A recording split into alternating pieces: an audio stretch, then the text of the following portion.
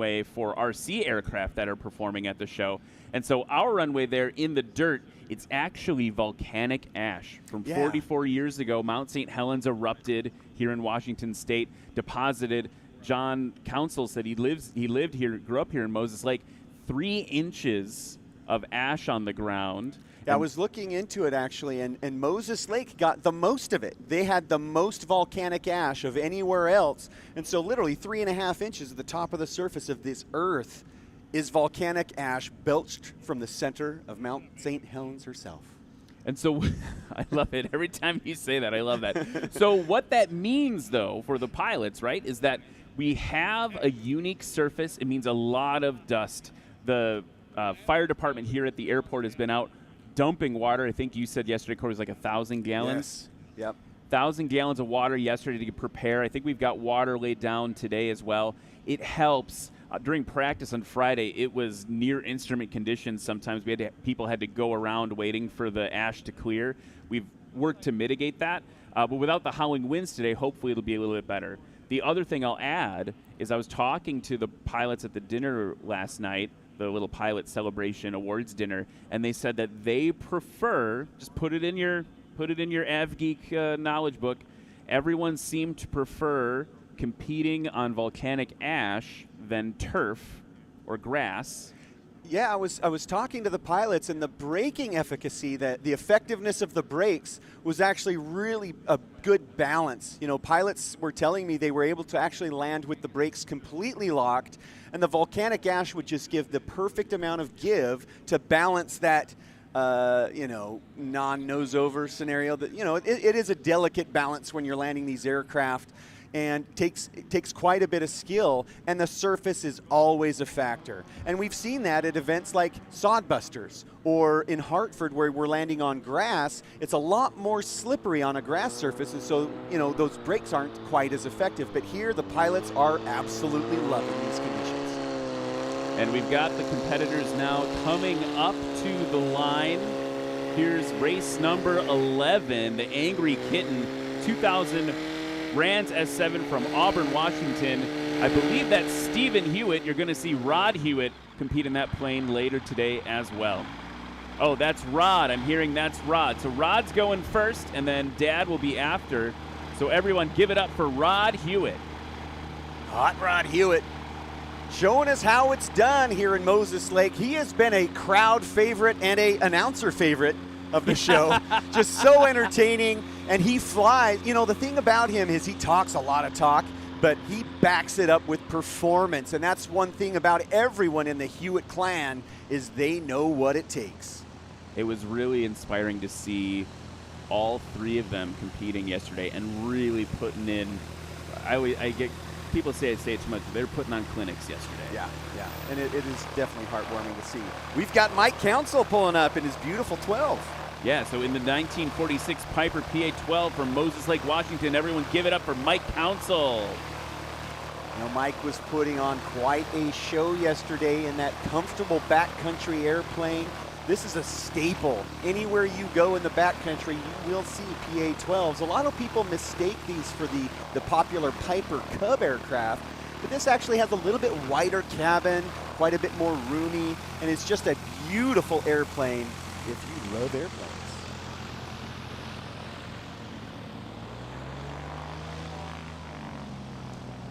And now taxiing up to the line is Lil Guac, Paxton Prentice's youngest sister named the aircraft that. You can see why. We've been using it to be able to say, holy guacamole, a whole bunch this week. But everybody, check it out. We've got 2 pilots in there. First, you're going to see in the 1975 Cessna 182 from Ephrata, Washington, you've got Danielle Dunlop, and a little bit later, piloted by Paxton Prentice. I believe they're both in the aircraft now, but they're going to switch pilot in command duties midway through the heat. Yeah, I'm really excited to see Danielle's performance. We've seen Paxton fly this airplane, but Danielle actually has a little bit more experience with this aircraft type. So I'm really excited to see what she's able to do out here. This is so much fun to see people just bring their friends out and get everybody involved in aviation, and these are beautiful airplanes to do it in. And now, in the 1964 Cessna 182 from Pinedale, Wyoming, it's John Douglas. Yeah, John Douglas does a fantastic job, really makes that 182 do some magical things. He's also one of the hosts of one of our other events in Pinedale, Wyoming, coming up this August, Rocky Mountain STOL. So if you're looking for a wonderful thing to do in August, come on out and join us at Rocky Mountain STOL, because he and his crew there at Pinedale, Wyoming put on such a fantastic job. We just absolutely love that stop on the circuit. So John's now doing a 180, getting in line here on the Ash runway. Our line judge, Eric Farewell, this season, or this competition, getting him right up to the line there, making sure those main wheels are on the line. And we're about to kick off exhibition here at Moses Lake, Washington. Full power for John Douglas on the roll. Here we go.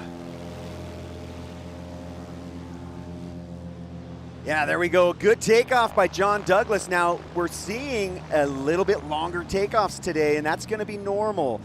So that means just that, look at that wind conditions on that flag. A perfect representation. It's just perfectly calm out there. Fantastic takeoff to start the day by John Douglas.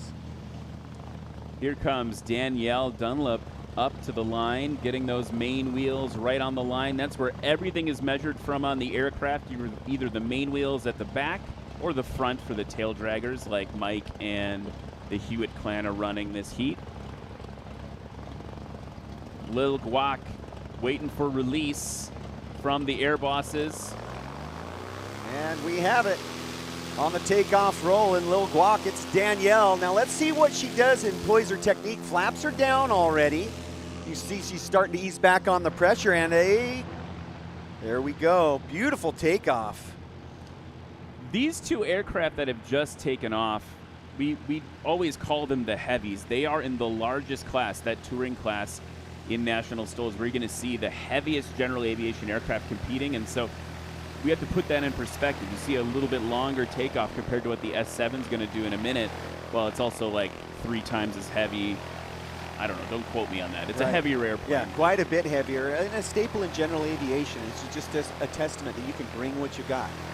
And so here's Mike Council on the line now in that beautiful PA-12. He's up on the power, tail up. Those big Alaska bush wheels showing their stripes. Keeping it in the ground effect. This is exactly what we want to see as we're flying those sandbars in the backcountry. Just beautiful, smooth takeoffs. And I'm enjoying that there's not a huge amount of dust out there today, and so that'll be really, really good for the approaches, because there's not enough wind to blow it away if there was a lot of dust.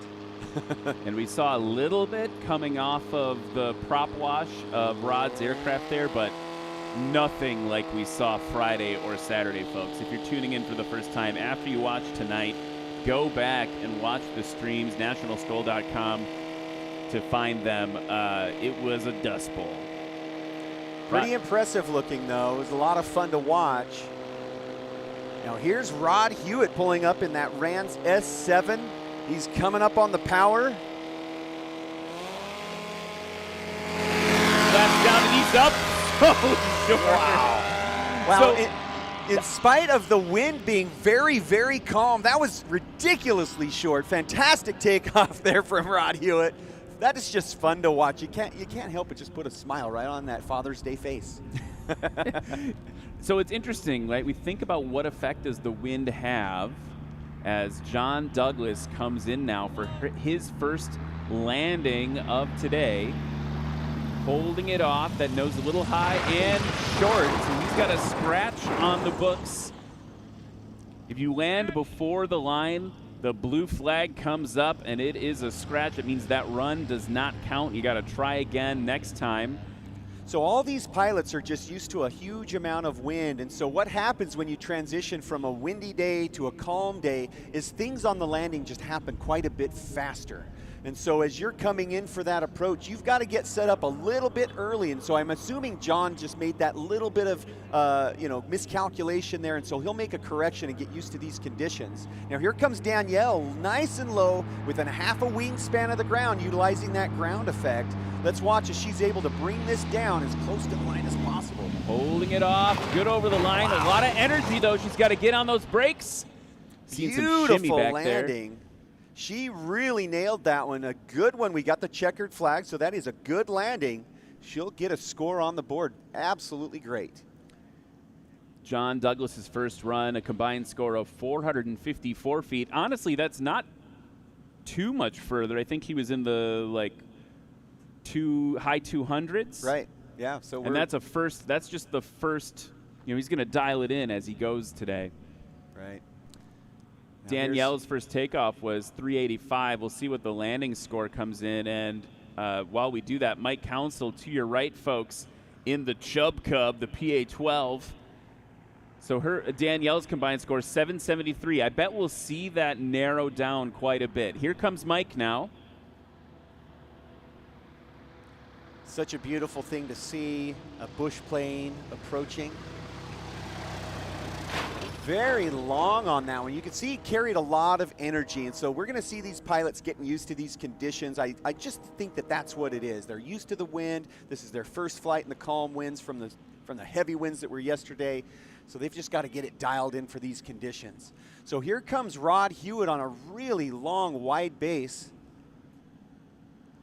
Got some time to talk about Rod while he does that. His takeoff.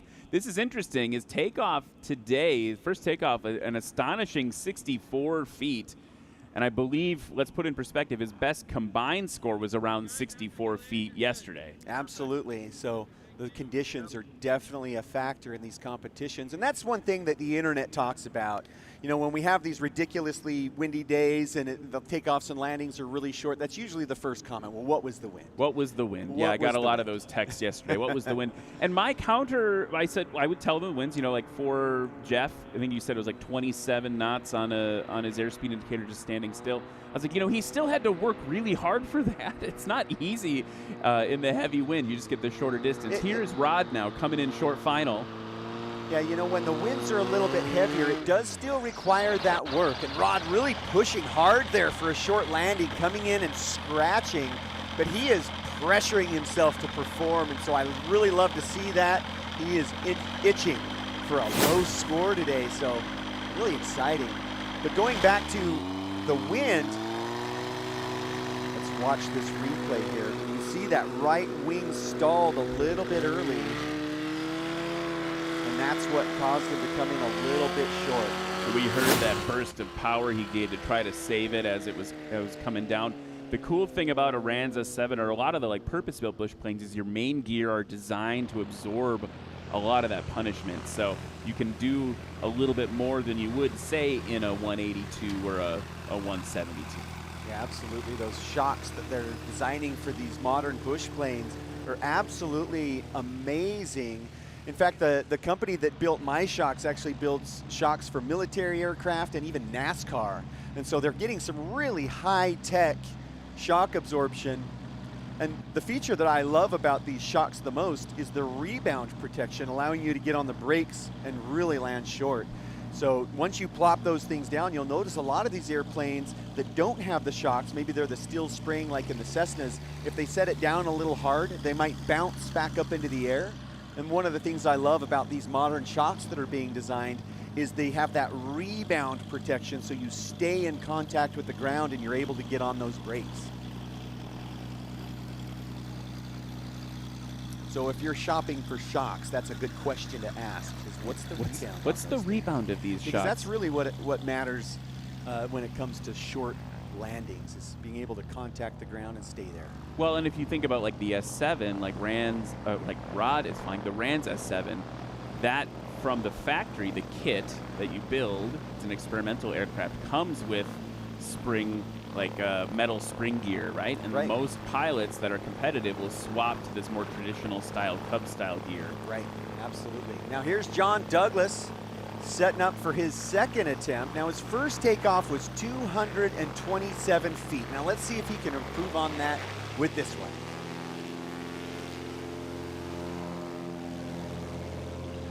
There's the elevator. Perfect. He's holding it off. There's going to be some discussion there, I think, on the line judges in terms of when the wheels last left the ground. If you kind of bounce or skim the ground, there's a little bit of variability we need to take into account there. We measure from where you last left the ground, waiting for a number on that. Again, like Corey mentioned, 227, his previous takeoff number. Which is really good in a 182 in calm weather. 277, so close, you know, they look the same, but a little bit longer. A little bit longer. So here's Danielle on the line. Now her first takeoff was 385 feet. Definitely room for some improvement there. Let's watch as she begins her takeoff roll. Has that elevator already applied to get the aircraft light on its nose in this soft field condition. Full back now and just nursing it off into the air. Really clean. Now she's got to get those flaps retracted. No issue there as she's climbing out beyond the, there's no obstacles here in Moses Lake, but if you did, wait till you clear the obstacle and then retract them. Mike Council from Moses Lake, Washington in the PA-12. Got those Alaskan bush wheels on the line there, ready to go. What a smart decision by Airframes Alaska to make those decals for the sides of the bush wheels so they can show off their brand. I actually love it. When they came out with it, I think I was one of their first customers because it just really improves the aesthetics of the aircraft. It's beautiful. I love that company. They are fantastic for the backcountry, and we sure appreciate Airframes Alaska. Mike Council putting on a great takeoff there. You just imagine, you know, transplanting our competition into the wild somewhere and he's taking off on a sandbar. That's exactly what you want to see. Here comes Rod Hewitt now for his second takeoff and landing of the morning. First takeoff was 64 feet, which is a very competitive number. That's unlimited class competition on a day like today. But he didn't get a score on the board due to the scratch. And I think a little bit of a thing I want to see is, again, we saw his dad beat him by about, I think it was 12 feet yesterday, 10 or 12 feet. We're going to see that competition resume today between him and his dad. So much fun to watch the family of the Hewitts. Now here's Rod. I think he's trying out a little bit of a new technique there. I don't know that I've actually seen him preload the tail. You know, bring it up before he releases the brakes. So that's interesting. You know, it's exhibition day. It's the day to try out new things. Now here comes John Douglas, a really close space to final. Now I don't know. I think this is going to cost him a little bit because he's just not going to have a lot of time today without the winds to get set up and get his energy management under control. So I'm really interested to see what he's able to come up with here today. But he actually looks like he's in the pocket. Good angle of attack. I don't know. Maybe he did it. Oh, and a scratch for John Douglas. I have to imagine that if he had given himself a little bit more time, you know, he only had a few seconds on that tight base to set up for that landing. And that's something to consider when you're in the backcountry. Give yourself a little bit of time. If you have the space, utilize it. Don't worry about coming in too tight or showing off for your pals. Do it safely. Give yourself time. And that's what Danielle's doing. She's got a quite a bit longer approach here, giving herself those precious seconds to get settled in. Now she's in energy management mode. Got the flaps out. Everything is set up. Now it's all about the throttle, the elevator, and keeping it in line. Little burst of power. Pulls it out. And just before the line, it looked like from here, that is a scratch. But did you notice the difference there? It seemed like she had a lot more stability, a lot less control input required. And so I'm assuming that John is going to make that correction on his next run because he's challenged. He's got 2 scratches in a row now. I don't know that the scorekeepers have that first landing marked as a scratch for John Douglas yet, but I do think I remember that first one was also a scratch. Scratch for Danielle there. And rolled out, so we don't have a competitive score on that one. So she's still holding with a combined score of 773. Mike Council Now on short final with a combined score of 560 last time, and a big improvement on his takeoff this time, down to 219 feet. Getting it all locked in, holding it off. Gave up about 25 to 50 feet on the touchdown, but he's definitely good over the line and stopped around 275-ish, we'll call it, maybe 280. Man, this is so much fun watching airplanes in the morning, Ryan. This is just my happy place. Cup of coffee, watching airplanes. This is what I love to see. It's like I've transported myself into Johnson Creek, Idaho, and the only thing that's missing is the mountains and the pine trees. But here, if you look around the corner there, I saw some snow caps in the distance. Absolutely. We've got some great views here in Moses Lake. Here's Rod Hewitt, base to final turn. His takeoff this last round, significantly longer for him, from 64 up to 99 feet. Yeah, crazy. And on social, thanks for that comment. Rod's plane is absolutely amazing. It's so much fun to see. And the cool thing about Rod's airplane that I want the audience to know is this is accessible. For the price of a bass fishing boat, you can be flying an airplane. For the price of a wakeboarding set or rig, you know, your boat and all that stuff, you can be flying that airplane coming out to National STOL. So it's pick your recreational activity. Yeah. It's definitely accessible. Anybody can learn how to fly, so come on out and play and enjoy the fun. Yeah, it's a super accessible aircraft. The other thing I'd point out that makes it even more accessible compared to like the 182s, which are something that is very common, is the RANS aircraft using that Rotax engine burning a lot less fuel too. Right. So yeah, there's a way to get into your cost of ownership can also be lower with some of these light sport or experimental aircraft. Right. And yeah, when you've got an airplane that costs you, $200 an hour to operate versus the RANs, which might cost you $30 an hour to operate. You know what I mean? There's a absolutely beautiful way to get involved in aviation and fun for the whole family. If I'm not mistaken, while we've been chatting, I think we may have had a pilot swap. Rod going over to his dad now, Steven. Someone's getting buckled in there, shutting the door. While they're getting ready, we're getting ready to get everyone going. Let's talk a little bit about our sponsors. We've got a couple people we need to thank for bringing this to you. And, of course, we can start with Ladd Gardner Insurance. They're a partner of National STOL since the beginning. They've got excellent customer service and coverage. Ladd Gardner Insurance is aviation protected, and we appreciate them protecting us. Legend Aircraft. Whoa. You got to talk about Legend Aircraft. You talk about STOL. The Legend Cub continues to be the most coveted American manufactured sport aircraft.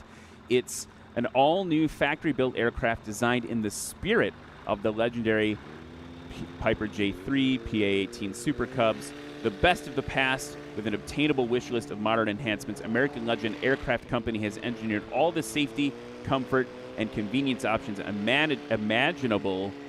You can learn more at legend.aero. Of course, on the circuit, the National STOL circuit, we see there MWH, the mother of all Cubs, dropping insane numbers with their slats and their high horsepower. Yeah, it's such a versatile aircraft. I mean, you see these guys strapping moose horns, antlers, all sorts of things to the struts and taking them into the wild, hunting, outfitting, river rafting, all sorts of fun. Insertion platform into the backcountry these aircraft are, and Legend Cub leading the way. So we heard from Race Control, they did confirm that John Douglas's first run was a scratch, so he's not yet on the board. So far today, the lack of wind kind of playing with people after getting all dialed in on high winds. Right now, only on the board in this first heat, we have Mike Council with 560, Danielle Dunlap with 773, and I believe Rod Hewitt should be on the board for his second run. Well, he did do a scratch on that second one, and so he has 2 scratches in a row as well. Or no, maybe he came in really long. Yeah, I think he came in long. Yeah, it was a combined score of yeah. 226. That's so right. Rod's holding first place here on Sunday. Here's John Douglas now trying to get on the board. heavy on the throttle, giving it the beans, digging that tail into the ash, that left wing dropping a little bit, but he's got it sorted out with rudder. He wanted that takeoff so bad, and I think the wind fell out from underneath him. You can see some of the flags are showing a tailwind now, and some of them are, it's just kind of light and variable. So these conditions definitely playing into today's exhibition. I want to admit, when I was a student pilot, my least favorite days were light and variable days. Really? I was like, I don't know It's what's so going to happen. confusing. What's going to happen? Which way is it coming from? Here's Lil Guac on the roll. And I believe that'll be Paxton Prentice on the controls now. Good and off the dirt. That is so much fun to see these certified airplanes that you see at any flight school in America compete at National STOL. It's just such a treat to see it, especially when you see them come into the backcountry and land on the grass or in the dirt with you in camp. It's so much fun. So Jeff Daly in the Badlands Traveler, I'll tell the story in a second. Here goes Mike Council in the Chub Cub, off pretty short there. Oh, the right main held on. The left main was off the ground there, but he had to get the right one off too, of course. A little bit longer. Hello, Ray in the UK. Thanks for joining us on social. Feel free to jump down in the comments if you're watching the live stream and talk to us. Let's make today an interactive Father's Day. Love that. Yeah, say hello. What I was going to say about Jeff Daly, on his way here, he stopped at a bunch of Idaho backcountry strips, and he said he was the only classic bush plane configured aircraft at all these backcountry strips. He's like, he was even a V-tail Bonanza there.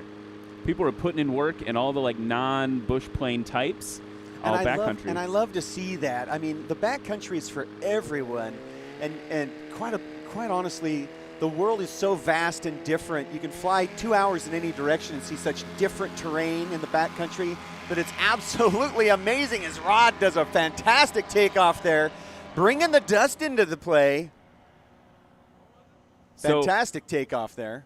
So that should be, I think, now Steven. Oh, Steven, They you're swap. right. They're trying to confuse us. They're making us work for it today, Corey. It's the perfect Father's Day story where son flies first and then father takes over, and now they're competing. So dad wants to beat son, and here we go, watching it play in front of us live. Rod Hewitt currently with 226. Best takeoff on the board of 99 feet. I feel like that was about the same for Steven. I saw the aircraft come off right around the 100 mark. We'll see what happens when that comes in. Here's John Douglas turning that base to final, using that tighter pattern approach that you were talking about earlier, Corey. John's he's got so much flight time. He just feels so comfortable in this aircraft. Now he's got plenty of time. He did widen out that base leg a little bit, so he's got plenty of time this time around. He does not yet have a score on the board today, so let's watch as he does bring it in. Oh, perfect landing. We're showing a checkered board, so it looks good. We might need to go to a replay, though. I was going to say, we saw a blue flag first, then a checkered flag, so which one is it? Let's watch the replay here. Coming in right up to the line. Watch for the dust. Come back. There we go. Here it comes on the replay. Frame by frame. Good. Yeah, that's good. That is good. Yeah, you can see the little kick of dust right after the line. And here's Lil Guac. Paxton Prentice at the controls this time. Beautiful landing by Lil Guac. Good high alpha, good high angle of attack approach. Beautiful landing from Paxton Prentice there in the 182. Good job. So far, Danielle bested him on takeoffs. Her best was 385. Paxton's best takeoff, 393. So we'll see what comes up on the board.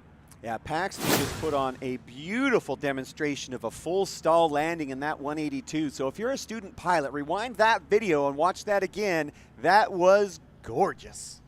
Here's Mike Council in that 1946 Piper PA-12. The Super Cruiser is the loving nickname for this airplane because it's so comfortable to fly in. Just a fantastic platform if you need a good piece of equipment to get you into the backcountry. And what you've noticed with Mike here is that he's getting closer and closer to the line, but he has been giving up a fair amount of distance on the touchdown. The accuracy compared to the line is a little bit lower for him today, but he did have, I think, a further one that was around 100 feet. Now he brought it back to maybe, let's call it 50 or 75 feet. That's something that I think about a lot when I'm coming in for a landing in the backcountry. Things happen a little bit faster when there's no wind. And so if you imagine your relative ground speed being today, if you're approaching at 50 miles an hour, things happen at 50 miles an hour. But if you have 20 miles an hour on the nose, things are happening at 30 miles an hour. Right. So there's quite a bit more time for your brain to make decisions. Like, for example, when that line comes up, there's a reaction. And so I think that's maybe why they're going long, is things are happening a lot more quickly. So the anticipation becomes into there, and it becomes, oh, look at this beautiful approach by Steven. Just really putting it on the edge there. He wanted it. He is so hungry to beat his son today that he is putting on a performance. That was so exciting. I cannot wait to see his next one. That was fantastic. Enjoyed breakfast with them and the family this morning, and I got to tell you, their fangs are out for each other. They want to beat each other heartedly. Watch this. Look, that right wing dropping down, and it was a scratch right before the line there and getting it a little squirrely, but look how he's got that stick full back, keeping that tail down despite the braking action. Excellent. He's just really pushing hard. Love to see it. Mike Council, what a beautiful airplane. Just love to see. I mean, I can't think of a better way to spend Father's Day morning than watching airplanes fly. I'm just still thinking about Stephen Hewitt there. No fear. No fear. None. Maybe that comes with wisdom and age. He's like, you know what? I'm ready to go. I've seen everything. I've seen everything. I've done everything but beat Rod. Well, they've both won the rookie class now. Yep, they so sure have. Rod won the rookie class his first time out, and now his dad won the rookie class yesterday in competition. Both of them rookies no more. Here's John Douglas doing the 180. While you're getting ready to get pumped about National STOL, be sure to check out our upcoming events. Registration's open for Appalachian Mountain STOL in Pennsylvania, which is in just a few weeks at the end of June. Sodbuster is one of my favorites because it's where I learned to fly in Hartford, Wisconsin, is just before Oshkosh. And then in August, mid-August, Rocky Mountain STOL, which conveniently is hosted by John Douglas and his wonderful wife. Here they go. Now you'll notice he starts out really clean. He only has one notch of flaps in, but his elevator is perfectly horizontal. He doesn't want any excess drag, because anytime you induce control surface inputs, it does vector your thrust away from the horizontal plane, and we have measured that in a scientific way with scales. But there is an impact on the thrust when you put control inputs there. And you'll watch Danielle's technique is quite a bit, or Paxton's technique is quite a bit different than John's. Look at that elevator control surface on the takeoff, and let's break this down as soon as he's cleared into the track. So he starts out with horizontal control, absolutely.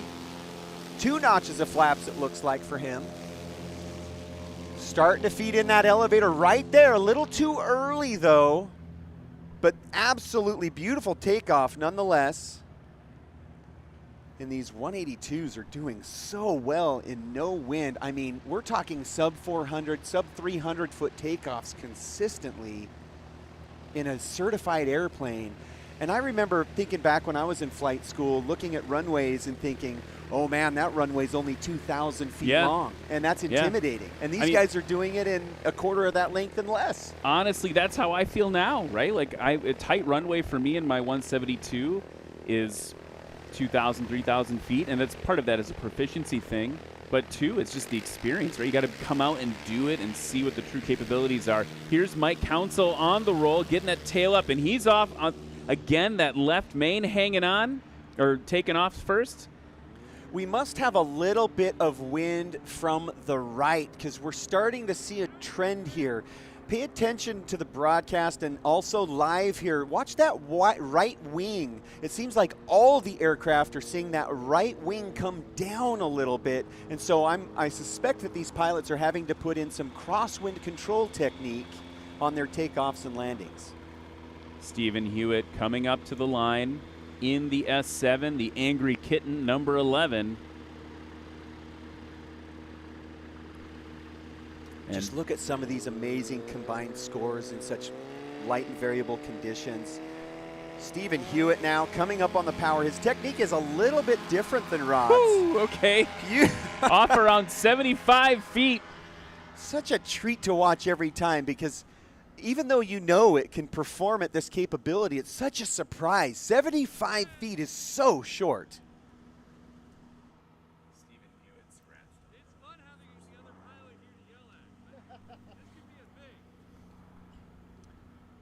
Here's John Douglas, base to final. I didn't like that landing, though. In that 182. We're talking about the weights, the comparable weights. I mean, look at the specs here. You know, gross weight of 3,100 pounds. That's a big airplane. Here he is, over, I was about to say over the line. It looked like he for sure had it. Another scratch for John Douglas. You know, he's pushing really hard. He really wants those short landings. Now, he was only a few inches short and came at a stop at about 240 feet or so. So that was a fantastic landing nonetheless, even though it was a scratch. He has really got that airplane dialed in. And, very close on the scratch, right? Like maybe a wheel width before the line. Absolutely inches.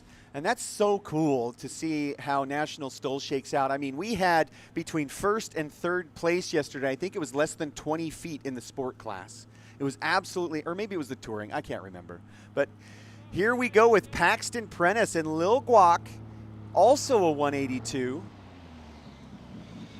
Beautiful Good over job. the line. A lot of energy, though, but basically it says the main's completely locked up. Just sliding through the ash.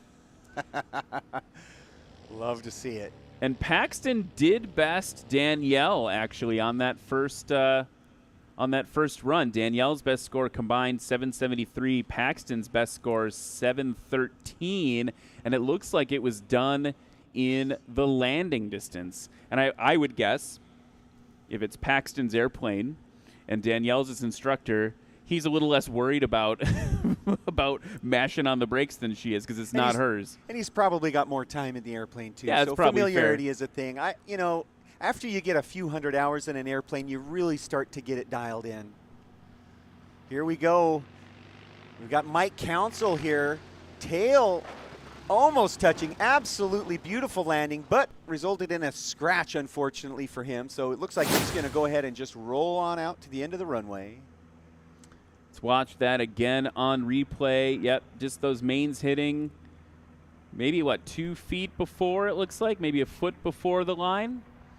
And Stephen Hewitt now looking to get on the board. His first run, of course, had that scratch. His takeoff this time, 72, which is better than Rod's best one on the books. Rod's shortest takeoff was 64 feet, but was closed out with a scratch. Yeah, he's hungry now. So what we're probably going to see here is maybe a little bit more conservative approach than his last one. His last one is, you can throw away that first round, and so that's the perfect one to be very aggressive. But now it's time to get a score on the board and get it over the line. And if he can get that thing stopped in about 100 feet or 115 feet, he'll beat his son. Good over the line, heavy on those brakes, stick full back. That's close, just sub 100, I believe. Beautiful landing from Stephen Hewitt. Woo! Wow.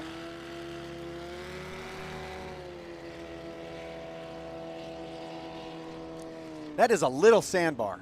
That is a very little sandbar. So I believe that's it for this first heat, touring and sport. We're on board right there. So again, I think you guys on the score sheet have missed Stephen Hewitt's first scratch.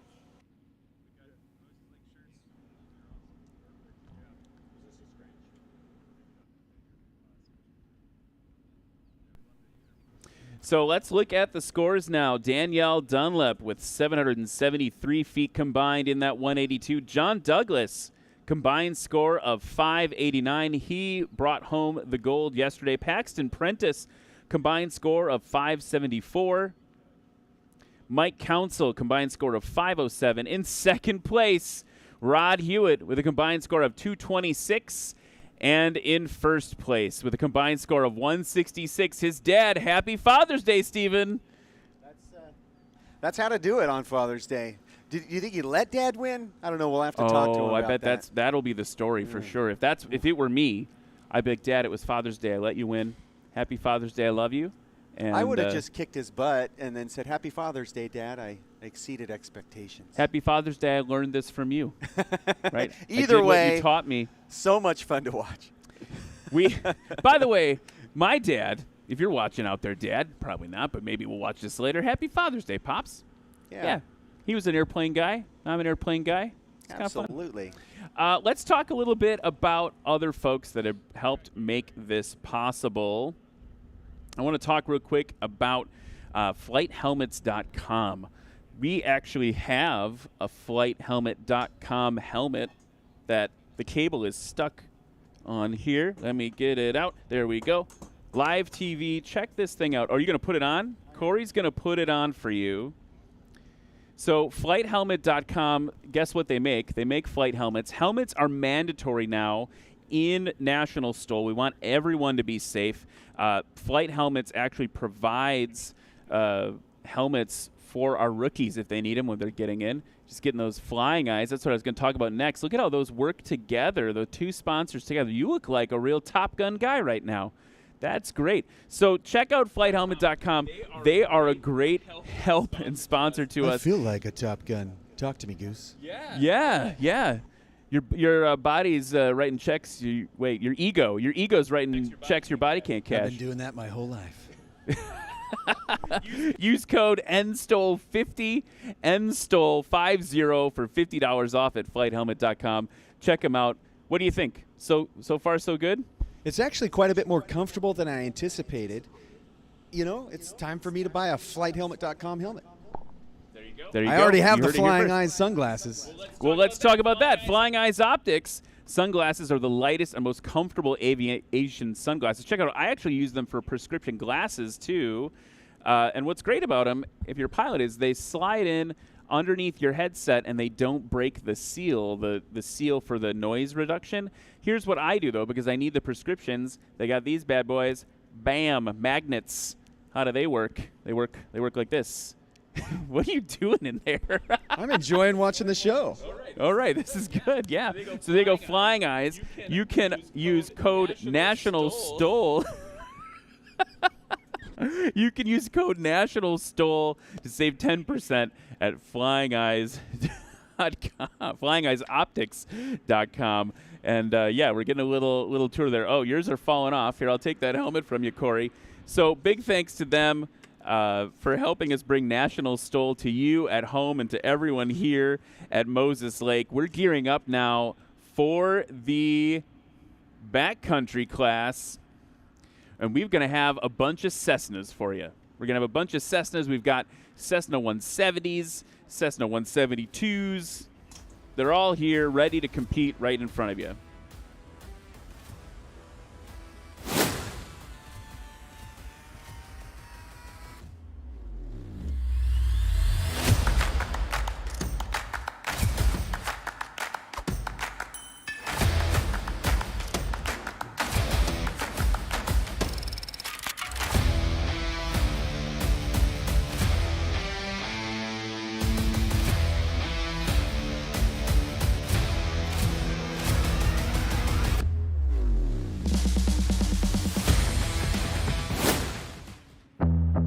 What's up, Av Geeks and STOL Freaks? Welcome